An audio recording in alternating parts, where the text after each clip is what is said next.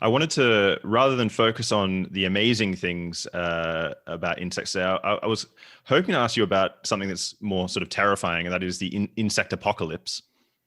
Yeah, it's a subject of much debate.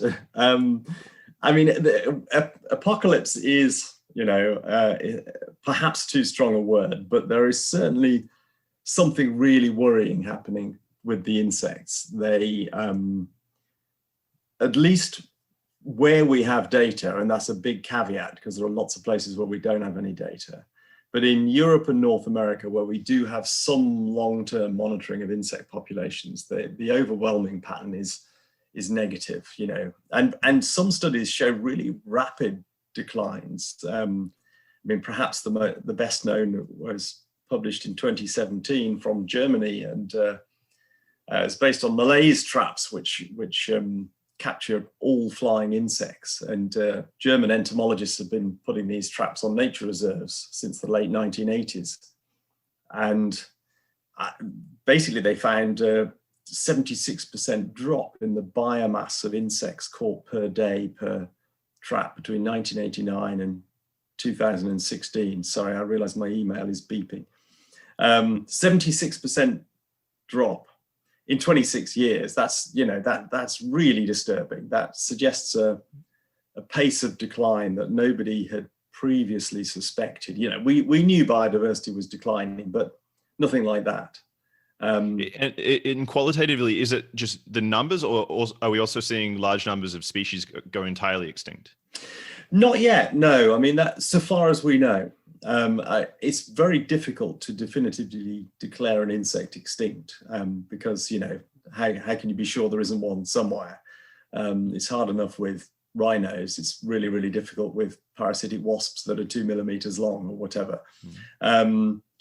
But so far as we know, there have not been that many extinctions yet, but there seems to be this massive loss of abundance, which, if it carries on, will of course inevitably lead to extinctions eventually.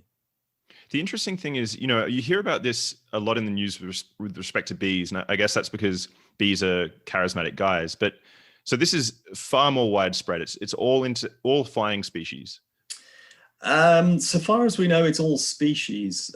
So since the German study I mentioned, there was another study came out of Germany actually last year, 2019, which also looked at ground-dwelling insects that they captured with pitfall traps, and they found broadly similar trends. In fact, they only looked over a 10-year period and found an even faster rate of decline of woodland and grassland insects. So there's certainly something pretty dramatic happening in the insect world. What about tests outside of Germany? Because I've heard of those tests, but elsewhere is what's yeah. I mean, it's really patchy. So not only is it geographically incredibly patchy, we have basically no data at all, no long-term data on insect populations for any species of insect for the entirety of South America, Africa, and almost all of Southeast Asia. So that's basically where probably most of the insects live. So that's pretty hopeless, really. Almost all the data we have is European and North American. And even then, it's taxonomically very patchy. So we have monitoring schemes, for example, for butterflies in most European countries and some parts of the United States. Butterflies, we probably know more about what's happening with them than anything else. And they're in decline. Not 76% in 26 years, but in steady decline in pretty much every European country and in North America. Sorry, should have it was most unprofessional. I will just bear with me for a second. I'll just shut that down. I don't normally get emails at this time of year. So yeah, we have data for butterflies. We have some moth trapping data. We have some data on what bees are doing, more based on range contractions than actual population estimates.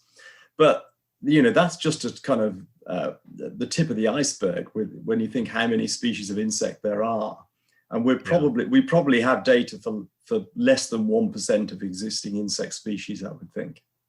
I think, well, at least anecdotally, I remember when I was a child driving along in my grandfather's truck with grasshoppers and butterflies spattering all over the window. But I haven't seen that sort of a massacre in years. Did you also have that same sort of experience growing up?